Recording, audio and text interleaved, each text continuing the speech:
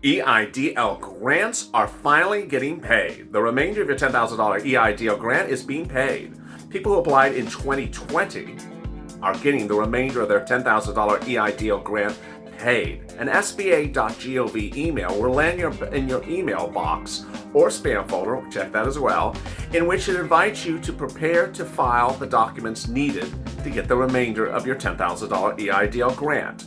Meantime, 2021 applicants will be able to apply for the EIDL grant under the second stimulus package, currently law, and the third stimulus package when it's law as well.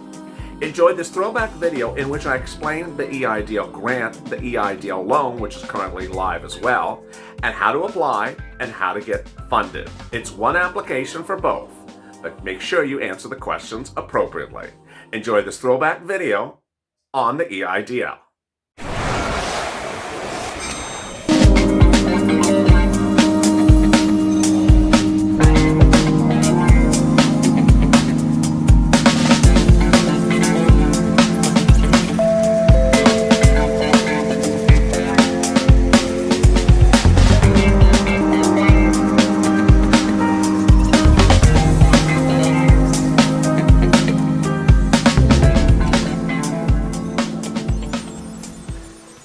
A second stimulus package deal is likely to get approved within 2 days. So what does that mean about your EIDL money, and will there be more PPP loans? Hey, good evening, everybody. This is Evening's LALATE. Hope you're good and safe.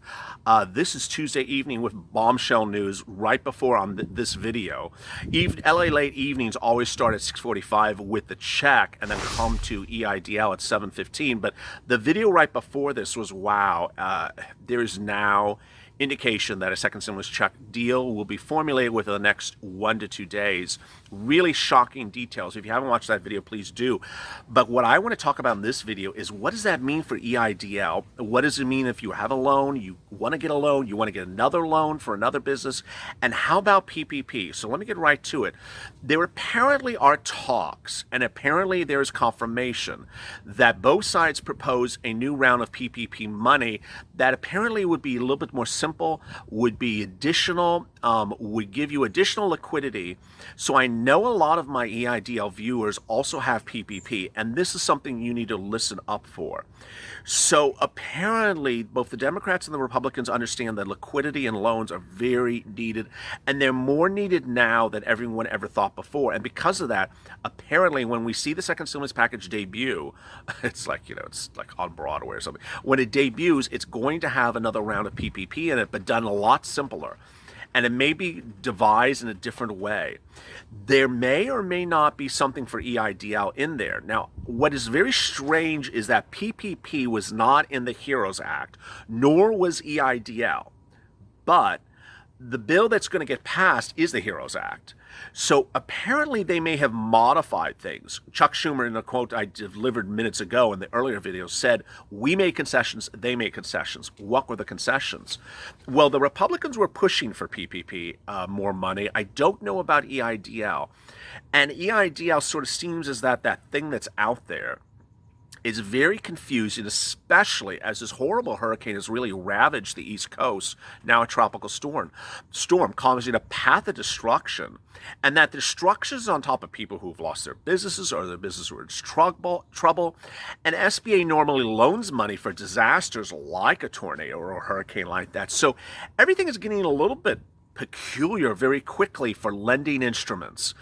A report I detailed on morning's LALATE and this afternoon's broadcast as well detailed that a lot of people wanted PPP but never got to it because they did not have a formative relationship with a lender.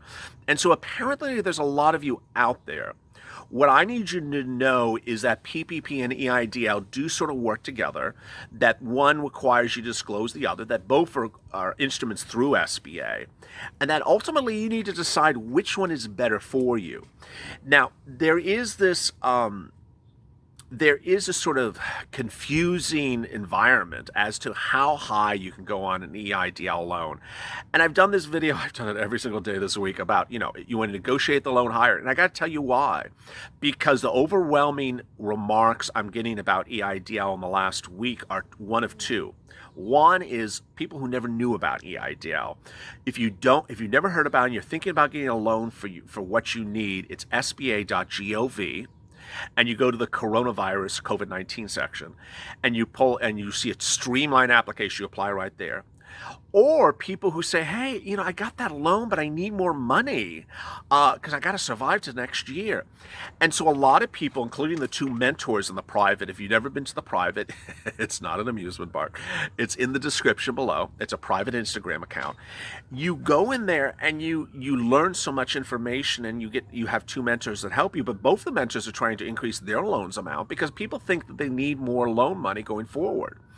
And so the overwhelming consensus now, including whether it's the former head of Starbucks, in my earlier video I quoted him, or another analyst who I quoted in the morning, there's a very big move by a lot of people to get loans right now because they don't think there's enough liquidity going into January.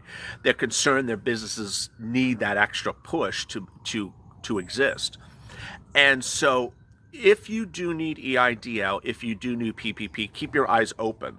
What I'm asking you to do with me is tell me where you need EIDL and if you need PPP to go somewhere in topics on this channel once the stimulus package is approved. Because I initially did some PPP videos. I didn't do a lot.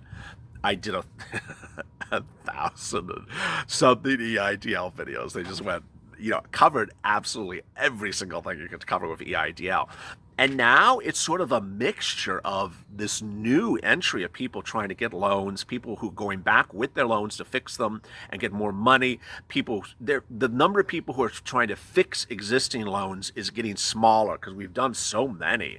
I mean, there's about 1,000 people in the private. We did about 10 loans a day, so we did a lot of them. The demand to fixing old loans from March, April, May has really sort of contracted.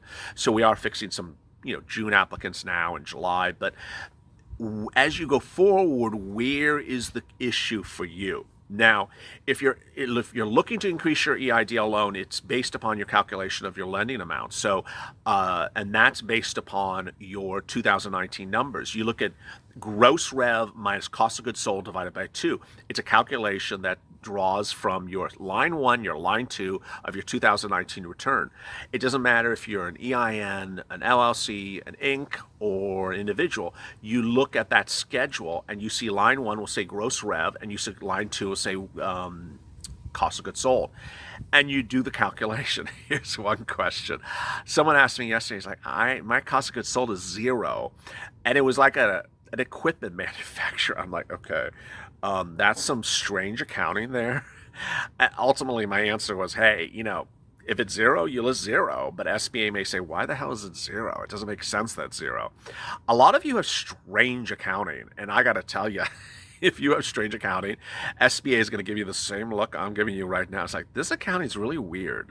So some of you are like, putting 5 different businesses on one Schedule C, or one person said he puts his LLC's income on his Schedule C, which, okay, it's all sort of strange. But if you know how to get through that, and there we go. When we see the second stimulus package, what I want you to understand is that there's going to be a lot of stuff there that doesn't conflict with EIDL. And I know I'm getting that question, so I'm answering it now. You're like, does this conflict? And I've answered that. I've answered that. What's your FICO score? Don't ask me what the FICO score is. PUA does not conflict with EIDL, but you can't really be it doesn't conflict with PPP. It does conflict with PPP.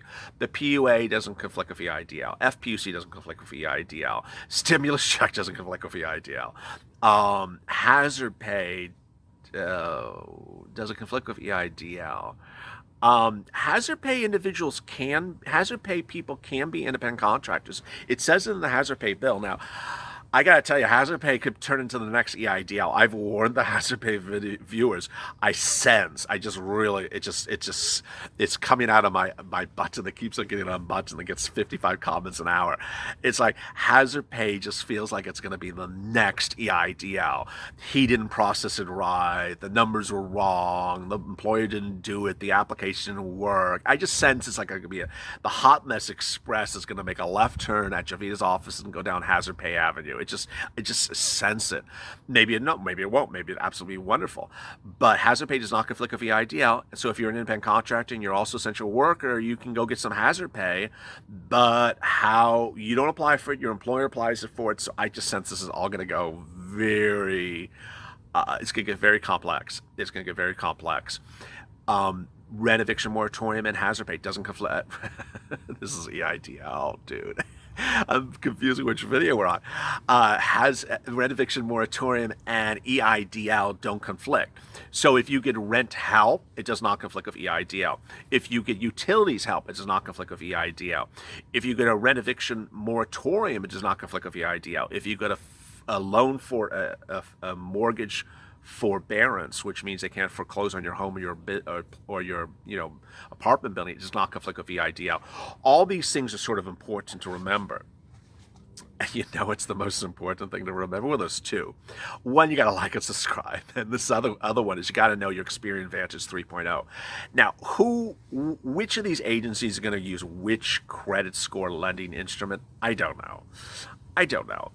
But that woman with the scarves, she only uses Experian Vantage 3.0. So download the app, call up Experian, ask for your Vantage 3.0 score. If it's low, get those adverse entries off of there. What are adverse entries? There are negative entries that really shouldn't be on there. Do the boost, BOOST, where you ask to increase your credit score, and they do it for free. It jumps it up 20 points. And watch the videos. I mean, I had 4 people in the private overnight asking me what Experian Boost is. I'm like, not only is it described in the introduction to the private and the introductory remarks, I've done videos about it, and I still have people really not, understanding that SBA doesn't just lend to anyone. You have to have a decent credit score. So it makes me confused that people really are not taking the time to watch a video about a loan and just assuming they're going to get a loan, which is, maybe they get lucky like that with other stuff, but not with loans. I mean, this is not late night at the disco. It's just not happening that way. So when you go through this process, make sure your credit score is up. I mean, it just makes it easier on you. It makes it easier on the process. And so 590 or higher. I don't know what's going to happen with everything else. I don't know with all these other instruments where it's going to go.